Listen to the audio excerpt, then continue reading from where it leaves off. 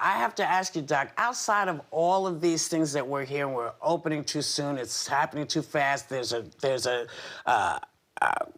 pill, there's a, you know, are we flattening the curve? That's what I think really people want to know. Are we improving? Is it getting better?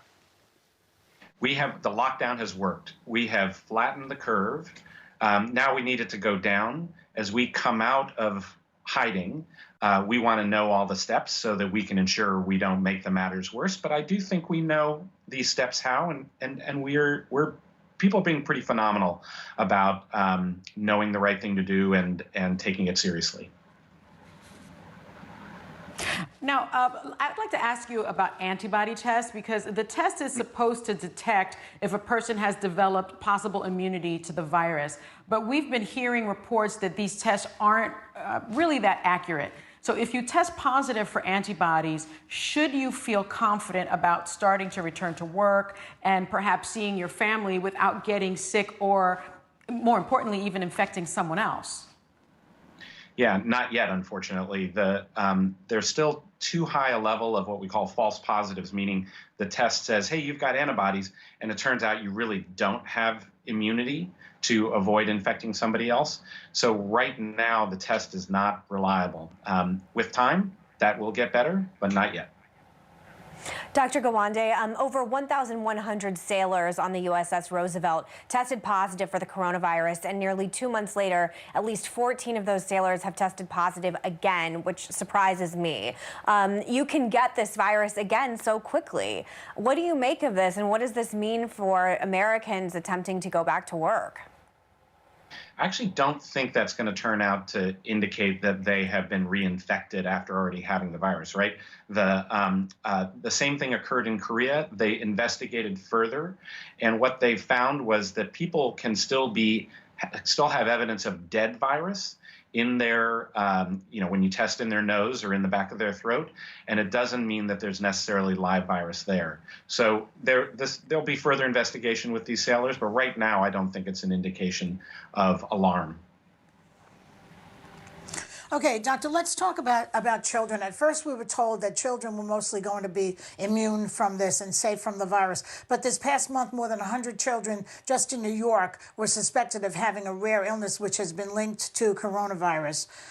So I'd like to know what you can say about this. And also, just a specific question I have for you. Do you think that people should be sending their children to camp this summer? Forget about school in the fall. We're not up to that yet. But right now, there's a campus coming up. What do you think about that? Well, let me try both of these then.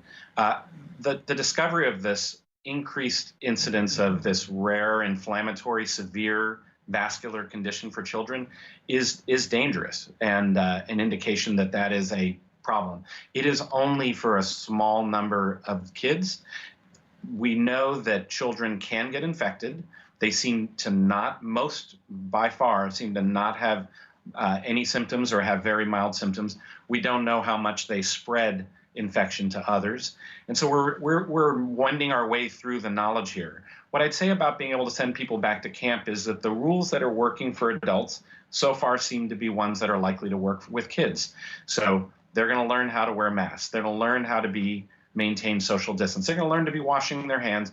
And then they're going to have to learn that everybody's got to be vigilant for symptoms and making sure, hey, they got a mild cold. They're not going to come out of their cabin. They probably need to get tested. And so as camps open up, they're having to learn how to do those things. And so do you feel good about sending your kids off to camp?